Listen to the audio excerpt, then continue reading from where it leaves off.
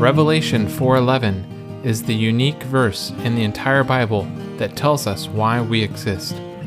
You are worthy, our Lord and God, to receive the glory and the honor and the power, for you have created all things, and because of your will they were and were created. In this episode, we begin a new series entitled Our Existence, with excerpts taken from a time of fellowship given by Brother Ron Kangas to the young adults in San Francisco on December 6, 2008. Brother Ron brings us back to the desire of God's heart and His perfect will as the meaning of our existence. A link to the full audio can be found in the episode notes.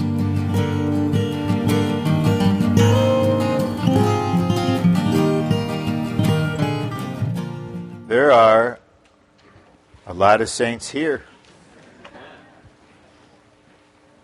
You must be looking for something, seeking something, needing something, curious about something. Of course, I don't know what that is. I can only pray and ask the Lord for some impressions, and then words come,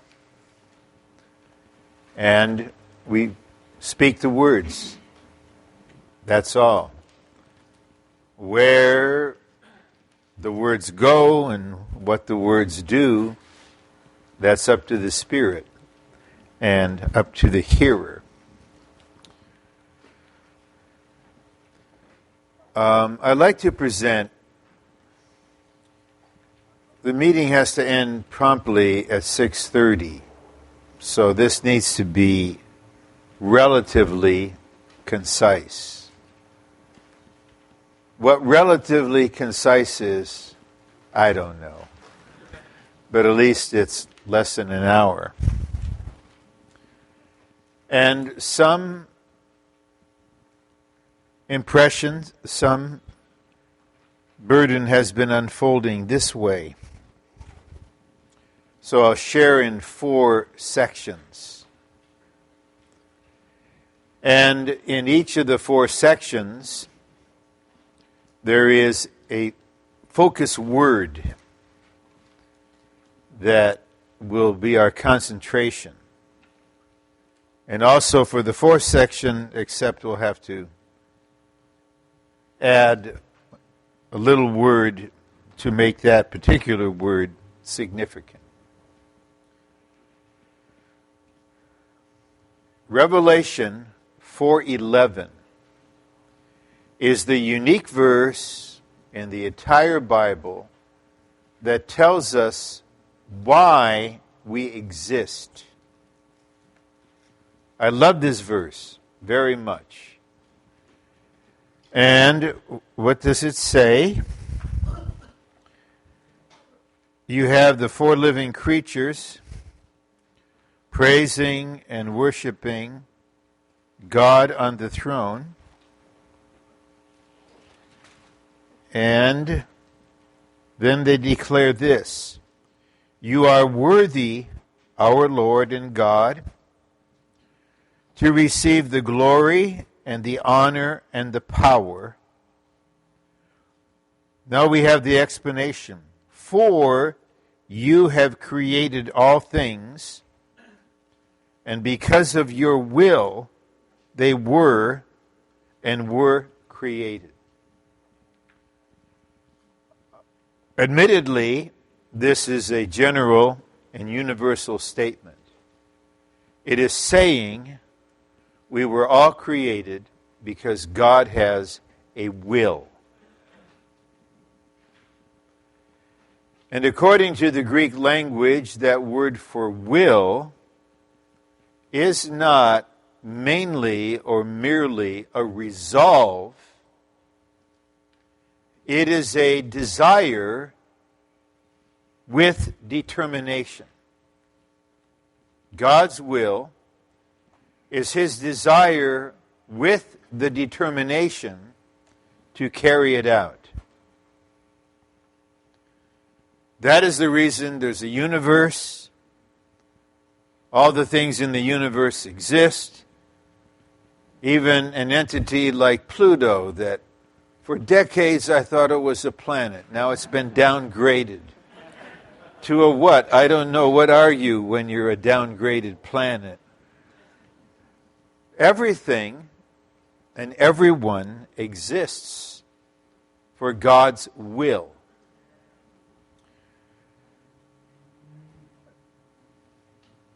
Then if we go to Ephesians chapter 1, we have some further definition, or at least unveiling, concerning God's will. Verse 1 speaks of the good pleasure of His will. And verse 9 speaks of the mystery of His will. And verse 11 of the counsel of His will. The good pleasure of God's will indicates that God's intention and determination are for the fulfillment of the desire of His heart. Actually, the desire of God's heart is the source of everything. Because God has a heart's desire, He has a will. And the will is embodied in the purpose. And the purpose is accomplished through the plan, which also is the economy. So God's will and His good pleasure go together. They are intrinsically related.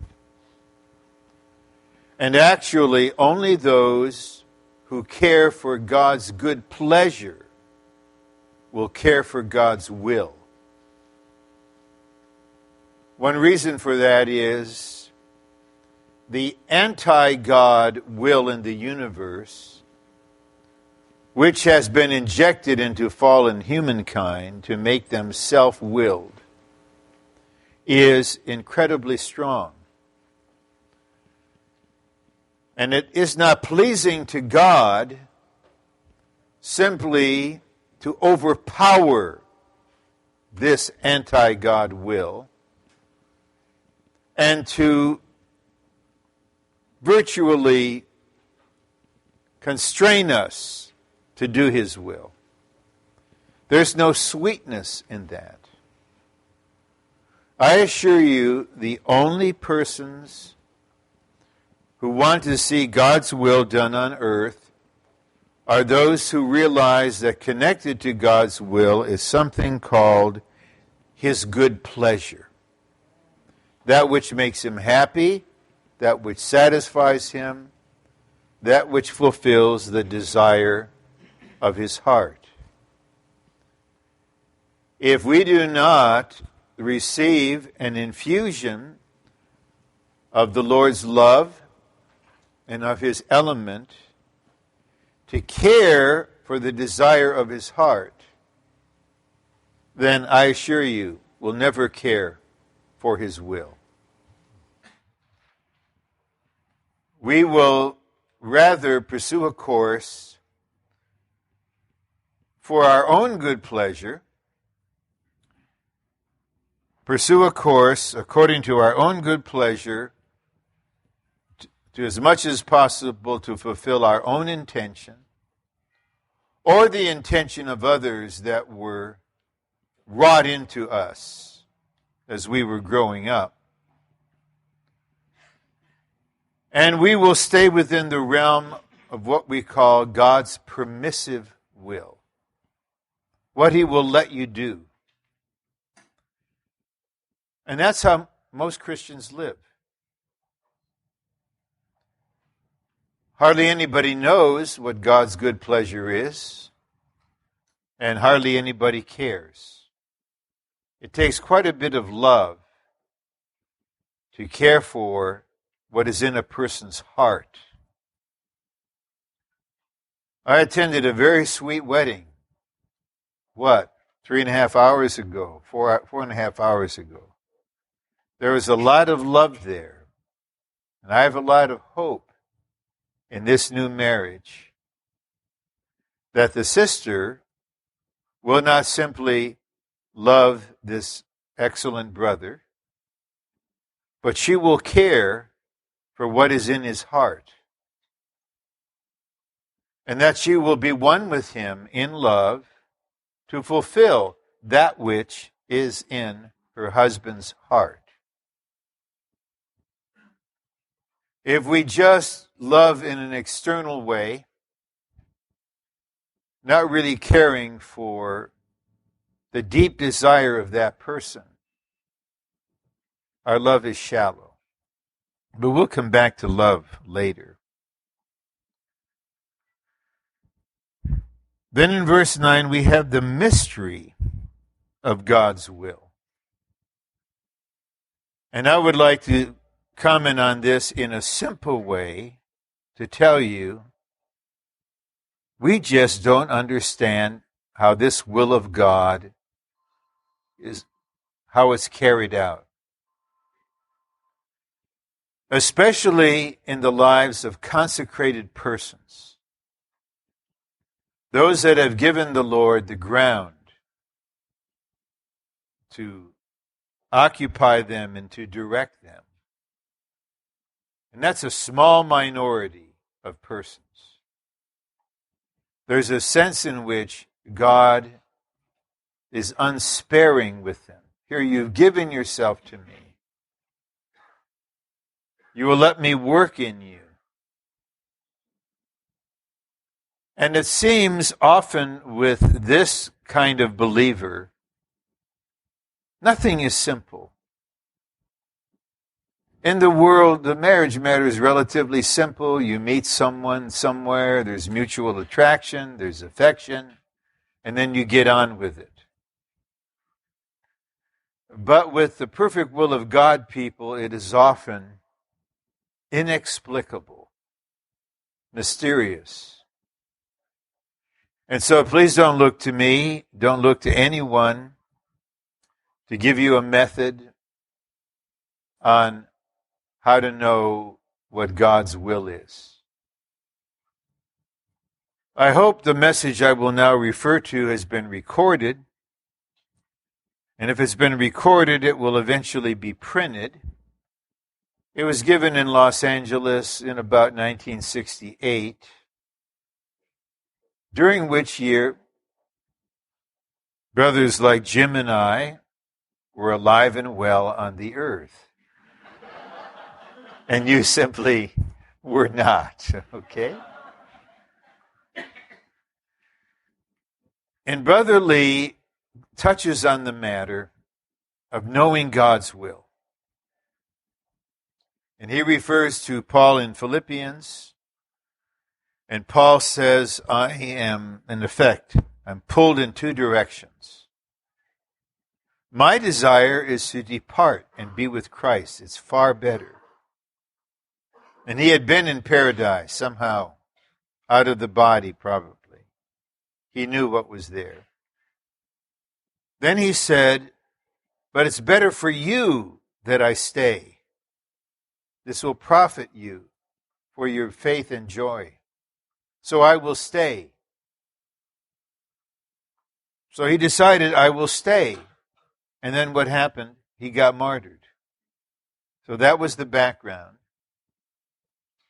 And our brothers said something like this. If you asked me 20 years ago, brother, how can I know God's will?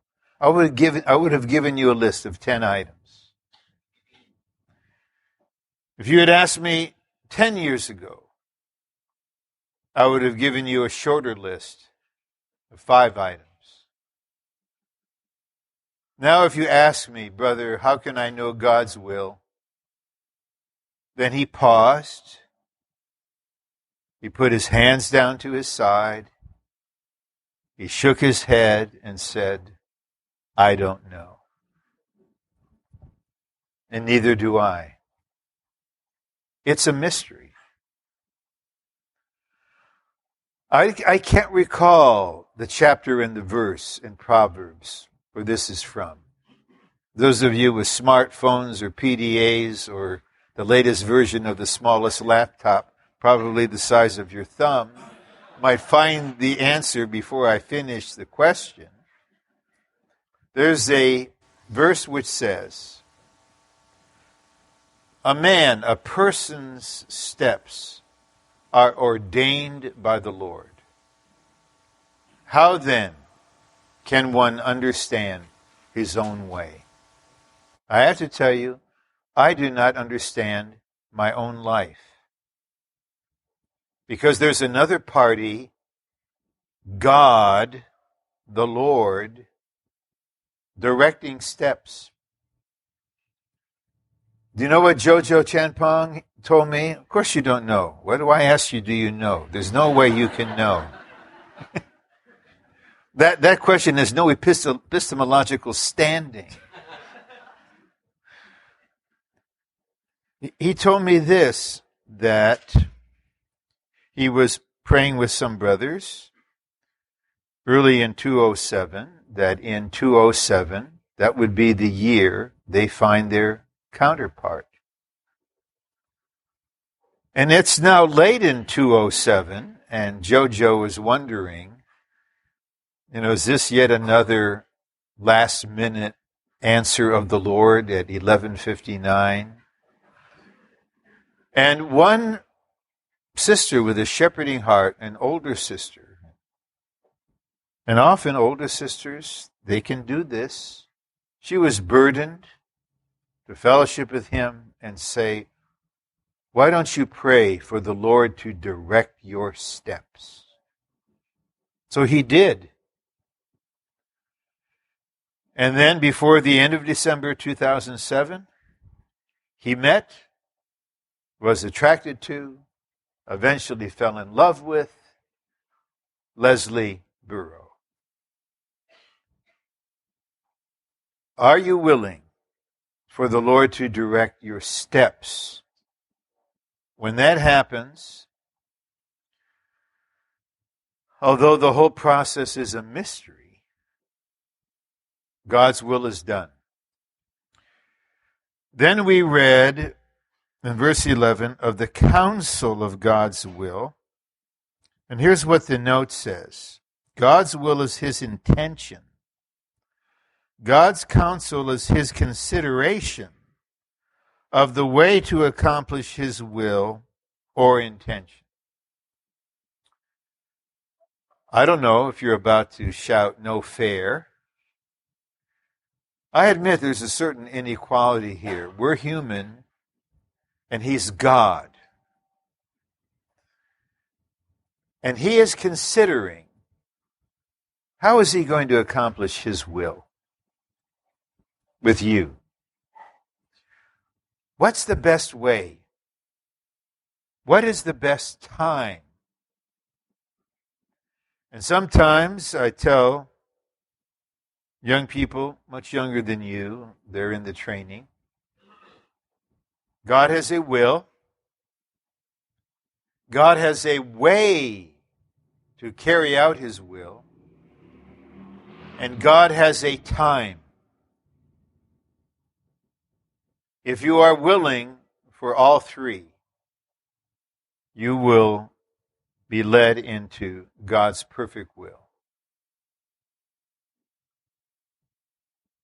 It's not only that God has a will, his will has a counsel. How will this work out? What needs to happen to you first? What experiences do you need to have? Then the timing. Now, I'm not a young person. I can tell you regarding God's timing, I've only made 2 mistakes. I've either been ahead or behind. Other than that, I'm just spot on, as they say in the UK. Timing means a lot with God. Okay. Our first point is that God has a will for which everything was created. And we exist as a particular kind of human being in space-time because God has a will, and with this will there is a good pleasure, a mystery, and a counsel.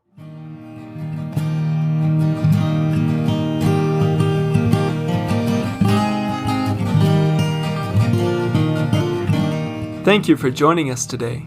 To hear the complete recording and other messages, please visit livingtohim.com. If you would like to receive regular updates from us, please subscribe to this podcast and join our mailing list on our website.